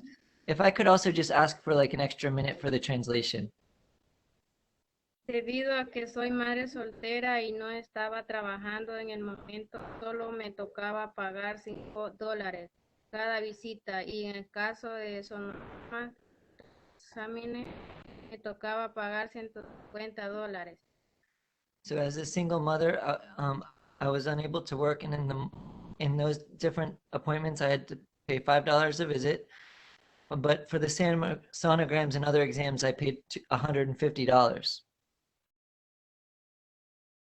Lo que más me afectó era transportarme a la clínica, ya que no trabajo y no tengo transporte y me tocaba ir afuera de mi condado y eso era muy difícil para mí. Creo que hubiese sido diferente experiencia si mis citas prenatales hubiese sido aquí en mi condado. Al no tener seguro médico, obtener seguro médico especialmente durante mi embarazo. What affected me the most was having to go far to the clinic when I wasn't working and I didn't have transportation. I feel like if I could have had a different experience if my prenatal visits had been here in the county. To not have medical insurance or get medical insurance, especially during my birth, during my pregnancy was hard. Yo quiero decirles y pedirles el ejecutivo del condado que por favor se pongan en zapatos y ayuden a mujeres como yo a obtener un seguro médico en tiempo prenatal. Yo no quiero que mujeres embarazadas les toque viajar a lugares lejos del condado para obtener una ayuda y servicios para su cuidado prenatal. Muchas gracias. I would like to ask the county executive to put yourself in my shoes and think of the mothers like myself who didn't have medical insurance during their pregnancy. I don't want other pregnant women to have to travel far to their appointments outside of the county to get the help and services that they need for prenatal care. Thank you very much. Thank you very much for your thoughtful and powerful story. And I really appreciate your advocacy, as will other moms who will be impacted because of the good work that you're doing. Next up, we have Laura Arroyo, followed by Iris Rivera. Laura is not going to be here, so we're going to skip right to Iris Rivera. Okay. Hola a todos, mi nombre es Iris Rivera, soy de Honduras. Yo llegué aquí en abril 2018 con mi niña que en ese momento tenía 2 años. En este momento tengo 8 meses de embarazo y tengo médico. Lo que tengo es un descuento en Baltimore Medical Center o Hospital San Ahmed, ya que en el condado de Howard no hay para cuidado prenatal para personas como yo sin información. Esa ayuda que nos dan a nosotras las embarazadas fuera de mi condado y segundo depende de mi condado. Hello everyone, my name is Iris and I'm from Honduras. I came in 2018 with my daughter and now in this moment I am 8 months pregnant. I don't have health care. I was able to get a discount at the Baltimore medical system through the clinic next to St. Agnes. But here in Howard County, I was unable to get prenatal care because I don't have papers. As a result of, during my pregnancy, I had to leave the county and I had to show them my paychecks to get the health care that I needed there. Por ejemplo, yo pago $15 por cada cita prenatal y entre $150 o más por otros exámenes. A pesar de que me toca pagar mucho en la clínica de Baltimore, la distancia sí es un problema, ya que no tengo forma de transportarme para mis citas y me toca estar molestando o pagar Uber, que me sale carísimo. So I pay $15 for each prenatal visit and $150 or more for exams. But the problem is really having to go to the Baltimore as a result of the distance. That makes it difficult. I don't have my own transportation for the appointments, so I have to ask friends or pay for Uber. That can be expensive. Si yo tuviera seguro médico para mi embarazo sería maravilloso, ya que tendría menos preocupaciones, puesto que cada que tengo otros exámenes o sonograma, me preocupo mucho por la cuenta que me toca pagar por el mismo instante, porque no te atienden si no tienes con qué pagar. If I had a health insurance or a care here in the county, it would be amazing because it would get rid of some of my concerns. You know, every time I have exams or sonograms, I have to think about the cost. And it really bothers me knowing how much it could be adding up. Lastimosamente, ese condado no tiene servicios para mujeres como yo, que estamos embarazadas y segundo, somos indocumentadas. Unfortunately, in Howard, there's not services for mothers like me that are pregnant and undocumented. Lo que pido al ejecutivo del condado que por favor podamos tener un apoyo a mujeres como yo que estamos embarazadas. Muchas gracias. What I'm asking you as the county executive is to get support for mothers like myself and our babies. Thank you very much. Thank you very much for your heartfelt testimony. That's greatly appreciated. Next up, we have Yvette Oquendo-Baruz, followed by Kate Held and Yael Eskenazi. You guys still unmuted? Yvette? Yes, I'm here. Can you hear me? We can hear you. Okay, thank you. Good evening. This will be my first time providing testimony, and I thank you for the opportunity. I am Dr. Yvette Oquendo-Baruz, a resident of Columbia, Maryland, with over 30 years serving the Howard County community. I am a veteran U.S. Army physician specializing in family medicine, past president of the Maryland Academy of Family Physicians, and I am a medical director for Care First Blue Cross Blue Shield. I'm also a board trustee for the Horizon Foundation and a proud member of both the County Racial Equity Task Force and the Latina Work Group, the Alianza Latina Work Group. From 2008 to 2017, I served with Chase Braxton Care Columbia Center, the only federally qualified health center in the county. It provides access to health care regardless of the patient's ability to pay. During my service at Chase, I treated a significant number of uninsured Latina pregnant women who requested prenatal care. Unfortunately, Chase did not offer prenatal care services at the Columbia office. We had to refer patients to either Glen Burnie or Baltimore City office. Obviously, getting to these offices is very difficult from Howard County due to lack of reliable public transportation. Many of these mother-to-be live in households with a single vehicle and spouses that have to work 2 to 3 jobs, unable to routinely drive their wives out of the county for care.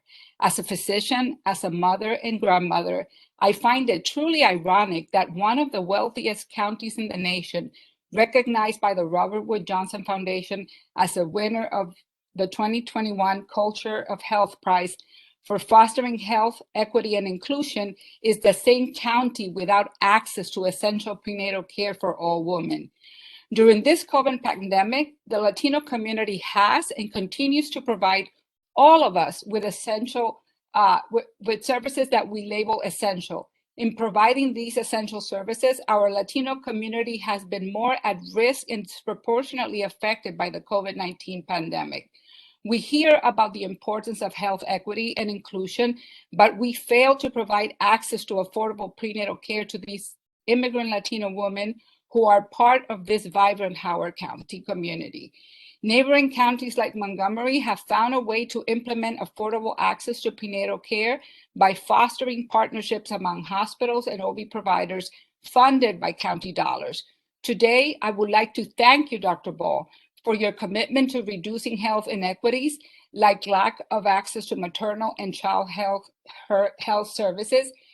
When you received the Culture of Health Prize, you said, and I quote, "Here in Howard County, we remain committed to addressing disparities and creating a culture of health by leveraging partnerships, building coalitions, and integrating services. We create the greatest community impact." Being named a Culture of Health Prize finalist emphasizes our commitment to doing just that, close quote.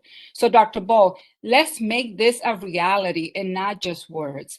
The time is now to walk the talk. Please do so by creating and funding a maternity clinic and associated wraparound services for all uninsured pregnant women living in our county. I thank you for your time. Thank you so much, Dr. Okendo Baruz. You have been such a great champion for many years here in Howard County and throughout the world. And I agree with your testimony and look forward to continuing to work with you. Thank you. Next up, we have Kate Held, followed by Yael Eskenazi and Chris Oviedo. Kate is not present. Okay, we'll go to Yael. Yael is unmuted. Yael, Hi, can you hear me? we can hear you.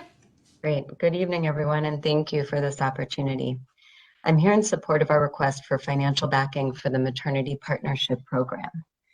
I'm Yael Eskenazi. I'm a family physician and director of the OB/GYN services at Chase Brexton Healthcare, the only federally qualified health center in Howard County. I've been with Chase Brexton for over 4 years. Currently, there is no reliable access to prenatal care for uninsured residents of Howard County. In other words, if you are pregnant without health insurance and a Howard County resident, you cannot access medical care in the county. Chase Brexton's Columbia location is our second largest county, serving around 11,000 patients. Our health center has been unable to expand our desperately needed prenatal services to our Howard County site, despite this issue having been raised again and again over the years, because we do not have community partners to work with to support this inevitably high-risk, underserved obstetric population. A portion of our pregnant patients from Howard County, approximately 200 per year, are able to access prenatal care by traveling out of county to one of our other health centers in Glen Burnie, Baltimore City, or Randallstown. But traveling out of county comes with a heavy cost to this already underserved population. Travel is oftentimes impossible or exceedingly challenging and results in delayed care and in missed prenatal visits. We have received feedback from some of the hospitals to which we refer our patients in other counties of Maryland that they can no longer accept our patients from Howard County because they do not have enough access for their own. Furthermore, a large portion of these patients ultimately choose to deliver at the closest hospital, Howard County General, and frequently present in labor, while the OB hospitalists have no or limited access to their prenatal records, increasing the risk of poor and costly outcomes. I've attempted time and again to help individual patients navigate this unnavigable system. A patient among many comes to mind. She was Spanish-speaking only, first baby, had uncontrolled diabetes on a large dose of insulin. This patient not only needed coordination for OB care, but also a high-level ultrasound and fetal echocardiogram, diabetes control, and she was reliant on her partner who worked over full-time during regular business hours for all transportation. As medical providers, we are stuck. We are unable to care for our patients because the system is structured in such a way as to make it impossible, ironically, for the most marginalized and sick patients. A program like the one being proposed would grant my patient one of her basic human rights, health care, and would maximize our chances of welcoming a healthy baby to Howard County. In my opinion, only then can Howard County live up to its U.S. News and World Report 2021 ranking as one of the healthiest communities. County Executive Ball and leadership team, I urge you to support the creation of a maternity partnership program. Thank you for your consideration. Thank you for adding your voice to this very important chorus. Next up, we have Chris Oviedo, followed by Victoria Dearson and Jackie Yang. Chris has been unmuted. Chris? Thank you. Good evening. My name is Chris Oviedo, and I am a 15-year resident of Howard County, currently residing in Ellicott City.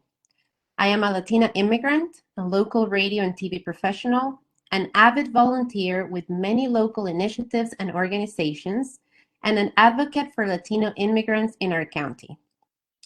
Tonight, I am here as the co-chair of Alianza Latina, a work group created under executive order by Dr. Ball on September 15, 2020.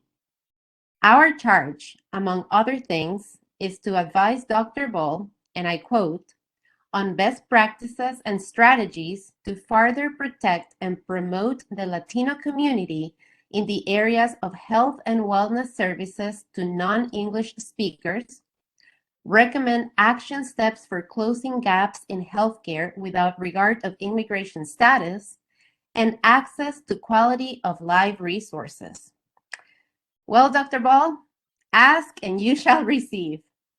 Tonight is about mother's health, and I am here raising my voice for all the uninsured women who can't raise theirs. I am here for those undocumented, non-English speakers you, Dr. Ball, have the right vision to acknowledge and recognize as important county residents. You asked me to represent these mothers who struggle to get proper care for themselves and their unborn babies, and who must leave the county to seek medical services elsewhere. Mothers who go wait for hours to be seen at clinics where they pay a small fee to receive services. Clinics that are saturated with patients from neighboring counties plus their own. Mothers who may have to keep their other children from going to school and bring them to their prenatal appointments with them because chances are they won't get back on time to pick them up from school. Mothers who cannot risk having their children get home without anyone to watch over them. Mothers who are literally making the decision of losing a day's worth of income or missing that important doctor's appointment. Mothers whom we say we see, yet we are not offering the right prenatal care for here in Howard County. Tonight, Dr. Ball, I am here to give you the opportunity you requested on that executive order. I am here to tell you that the first step in closing the gap in healthcare access in Howard County is in your hands. I am here to tell you that creating a maternity partnership program like the one Horizon Foundation proposes, based on existing models, funded by county dollars, not only is the first action that needs to be taken immediately, but that it is effective and necessary in order for Howard County to continue shining as an award-winning community for its culture of health. I am also here to tell you that we, Latinos, lo apreciamos, and we trust that you will do what's right for our community, supporting the maternity partnership, allocating the necessary funds within the budget to make it a reality, and taking that first step towards true equity and access for all. Thank you, gracias, y felices fiestas. Thank you, Chris, and the entire work group. And it is exciting that you all are taking my request seriously. Your insight and your advocacy is exactly what I was hoping to get out of this work group. Looking forward to continuing partnering with you to move this initiative forward. Fantastic. Thank you, Dr. Ball. Next up, we have Victoria Dearson, followed by Jackie Eng and Kimberly Drake. Victoria's been unmuted. Victoria? Hello. Good evening, Dr. Ball, and everyone else that's on the call. Tonight, I'd like to start by thanking you all for taking your time from your busy schedules to focus your attention on my testimony and the needs of the desires of the members of our community, specifically those in Savage. So for an introduction, my name is Tori Dearson, and I'm the chair of the Savage Community Association. In my role tonight, I aim to present the topics of interest raised by numerous citizens of our county, and my testimony is a reflection of the interests of the members of the Savage Community Association. These desires have been expressed with varying levels of hope, excitement, and frankly some frustration by the over 1,200 people who follow us on Facebook. Many of those followers are active members that subscribe to our mailing list as well as attend our public meetings. So while some of those interests are rooted in very long-standing desires that have been promised, budgeted for, and not yet fulfilled, such as the North Laurel Community Pool, I want you to be extremely confident that the community members are constantly discussing what they would like to see and what they find important. Just let me know if you ever want to join a meeting and hear their comments firsthand, but for tonight, I guess I'll present them. The interests that are expressed at our meetings and in other communications include a lot of comments on infrastructure, such as ways to keep our streets safe through street lighting, proper signage, and sidewalks that connect parts of Route 1 between Laurel and Elk Ridge. We want to recognize the efforts already made through the Complete Streets project, even if it's getting some significantly mixed feedback. But we also, based on that, want to urge you to consider that some of the efforts made may not yet be perfect, and additional efforts such as speed humps on other roads or traffic calming measures on streets such as Woodward could be considered to further improve the efforts being made. Furthermore, the concept of street safety goes beyond just those infrastructure improvements and into law enforcement presence in times of increased crime, as well as interactions between the community and law enforcement and other Howard County representatives. We want to always facilitate conversation that's constructive and allows the community to give feedback to our representatives so that we can keep our town and county a truly safe and happy place to live. In addition to those infrastructure comments, the residents of Savage have expressed interest in considerations such as flashing stop signs or lights at busy intersections, for instance, Vollmerhausen and Savage Guilford. There's also a significant amount of concern about traffic near our schools, which I'm sure you've heard about, but the community is extremely happy to discuss creative solutions for making these spaces safe for our very young students, as well as keeping traffic moving during drop-off and pickup hours. During some of our meetings, the members of the Savage community are extremely concerned and express their concerns about traffic near those schools and potential accidents that could occur, as well as communicating delays trying to get to work and concerns about emergency vehicles being able to navigate the roads during the busy times if, heaven forbid, one of our citizens might need emergency assistance. The poor traffic conditions near the schools lead me to another topic for consideration related to infrastructure. Beyond safety, the community members are fervent in ensuring that the county consider physical infrastructure, including roadways, sidewalks, schools, and access to public facilities ahead of any future development plans. Of note, some members went as far as to request that the county work to eliminate developer profit from Howard County communities as resources at resident expenses. And when discussing those expenses, we never limit the conversation to tax dollars, but rather to money and the quality of life and environment that are impacted by those developments. Furthermore, discussions of space in school and available funding for those educational institutions are nearly constant topics of discussion at our meetings, and we would like to discuss overcrowding in the schools. Also of great importance to us is protecting our green space, and I want to take just a moment to thank you all for everything you've done to extend our park and provide a new playground. But we want to remind you that more can always be done, and keeping the health of our community, both environmental and safety-wise, is always in the forefront. There are several other issues that have been brought up during meetings, and I'd be happy to provide additional insight to those if you'd like to reach out, and I'm sure I'll be emailing you. But at this moment, I'd like to thank you for allowing me to speak this evening, and I implore that you help our community and others meet our goals to keep Howard County safe, welcoming, and healthy. Thank you for all of your hard work, your very informative testimony, and do look forward to working with you on our shared goals of a safe, healthy community for all. Next up, we have Jackie Ng, followed by Kimberly Drake and Megan Lemonstole.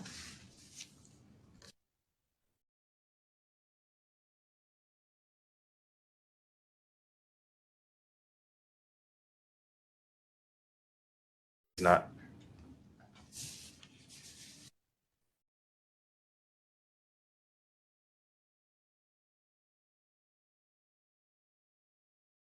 Jackie's not present. Oh, she did say that. Okay, next up we have Kimberly Drake. Kimberly's been unmuted. Kim? Good evening. Good evening. You're up. Good evening. Thank you, County Executive Dr. Ball, Mr. Robbins, and Dr. Sun, and others for taking the time to hear the residents on this budget meeting this evening. I'm speaking for myself this evening, though I do want to say that I sit on the CA Climate Change and Sustainability Committee, the Howard County Sierra Club Board, and I support the County Environmental Sustainability Board when I can. I want to start by applauding your support to take action on climate change. We all know that it is essential to reduce greenhouse gas emissions in order to mitigate climate change. I appreciate the county's efforts to reduce facility electricity use, transitioning to renewable energy, reducing county fuel consumption with your green fleet policy, supporting the green infrastructure network, and the county's overall target to reduce emissions by 45% by 2030. Thank you for funding the Climate Action Plan update, which will set new greenhouse gas emission reduction targets and incorporate resiliency targets. I also want you to consider future funding that will be needed to implement the Climate Action Plan. Tracking key progress indicators and metrics will take resources in the future. The county is making great progress, and we wouldn't want to lose momentum by not thinking ahead to our needs in the coming years as well. Please keep in mind the importance of resiliency and adaptation efforts that are needed now and even more so in the coming years.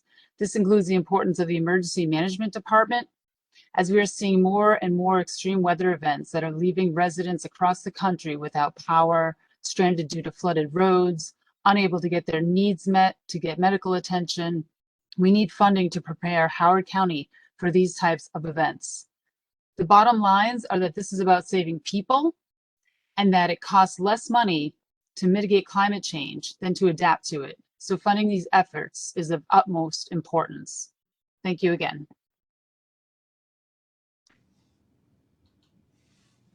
Thank you for your testimony, and I am very proud of the work that our team has done on climate change. We still have a lot of work to do, but I think we have become leaders throughout the state and the region, and we'll continue to do more. Thank you. Next up, we have Megan Lemonstall, followed by Coney Serrano Portillo. Megan is not present. Okay, Coney? Tony's Hello, unmuted. can you hear me? We can hear you. Amazing. Thank you so much. Good evening. My name is Connie Serrano. I'm a research and policy analyst at CASA, the largest grassroots immigrant advocacy organization in the Mid-Atlantic region. I'm here today representing CASA and its members residing in Howard County to urge the county to invest $1 million in the FY23 budget to support the creation of a maternity partnership program in the county. In partnership with other organizations, CASA has been working towards supporting an expansion for prenatal care services for uninsured women in Howard County. Mothers and their children should be protected through having affordable, accessible, and high-quality care during such pivotal times. Prenatal care can prevent complications and ensure a healthy pregnancy. However, as of 2021, 14% of Black residents and 11% of Hispanic residents reported having no health insurance in Howard County. In 2019, 12% of Hispanic mothers and 8% of Black mothers received late to no prenatal care during their pregnancy. Many who have received care have had to travel to neighboring jurisdictions to receive affordable care, and these numbers really show the large inequity that exists and needs to be addressed within the county. Other jurisdictions have been successful at offering effective maternity care programs in partnership with local hospitals that provide prenatal care to uninsured pregnant women. In Montgomery County, for example, it has resulted in 97% of babies who are born to partnership mothers being born at healthy weights. Currently, there are about 300 pregnant women that would qualify for prenatal care services in Howard County who currently are uninsured.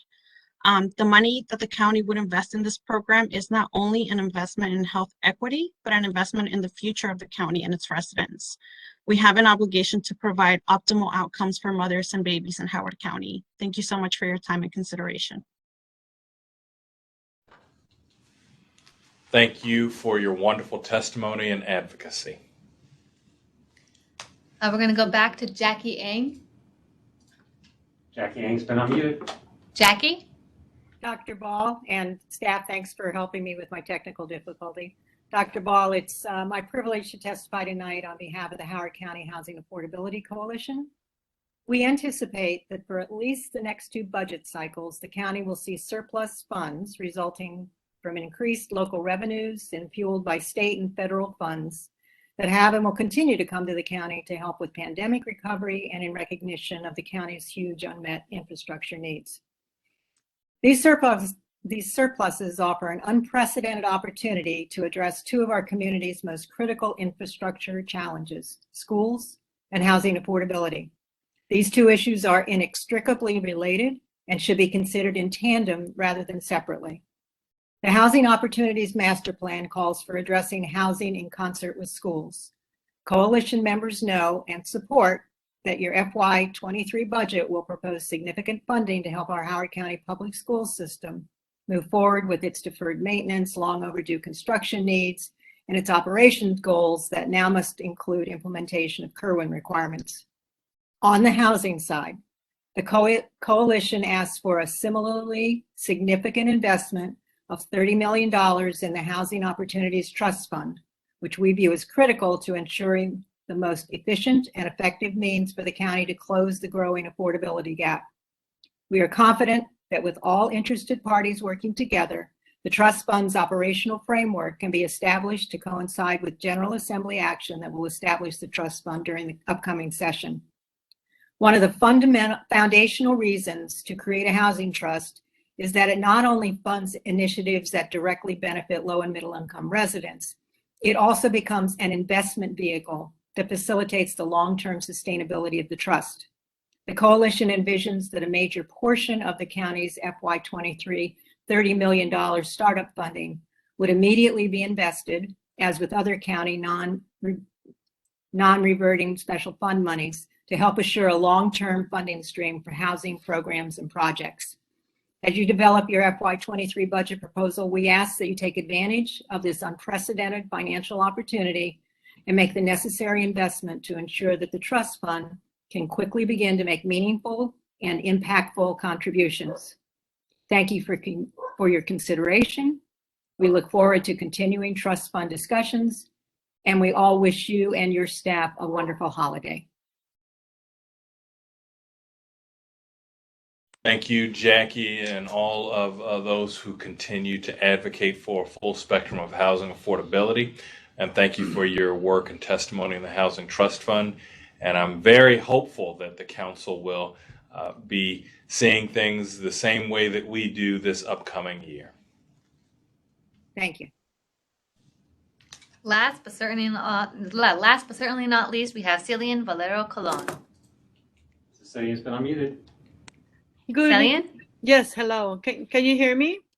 We can hear you. Okay, great. Good evening, all County Executive Paul, Dr. Sun, and Mr. Robbins. My name is Dr. Cillian Valero Colon, and I am a board-certified Spanish-speaking internal medicine physician who has been in practice for over 15 years. I am a partner at One World Healthcare, a Black Latin-owned medical practice located in Columbia, Maryland.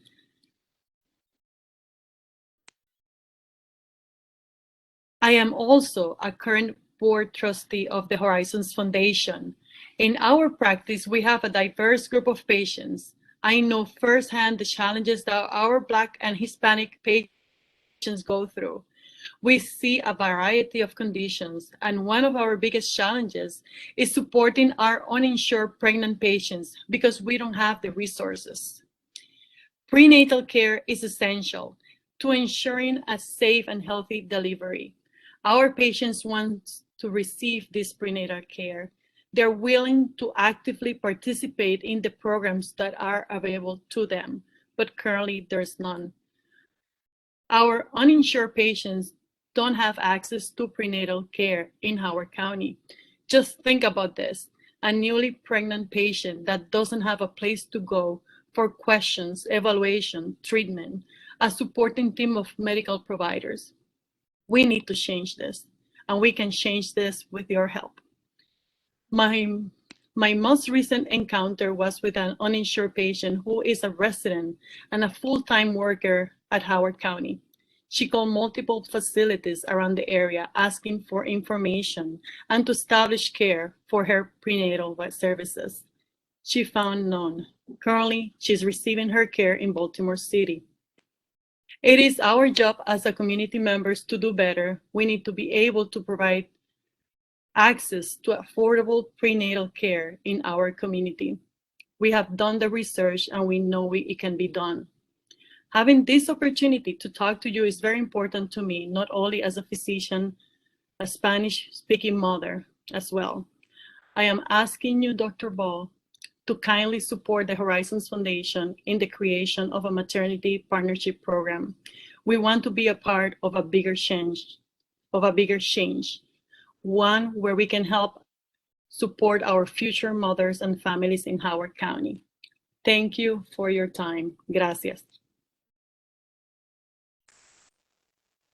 Thank you for your important testimony, which also was very important for me. And thank you for your work to help future mothers and children, and greatly appreciate all of your advocacy and what you've done for so many families. Thank you. So this now concludes our budget hearing. I want to thank everyone who weighed in. Your testimony was incredibly helpful as we're in this early stage of putting our budget together. I want to thank our IT department for actually helping to ensure that we could make this opportunity available. Our budget office, who always works so hard to ensure that we can balance the needs and the priorities to the best of our capabilities. And my team, who was able to be on today, many of them were taking furious notes so that we can balance all of these requests as much as possible. Please take care of yourselves, not just physically, but emotionally and mentally, and have a very Merry Christmas, Happy Holiday, everyone. And thanks again.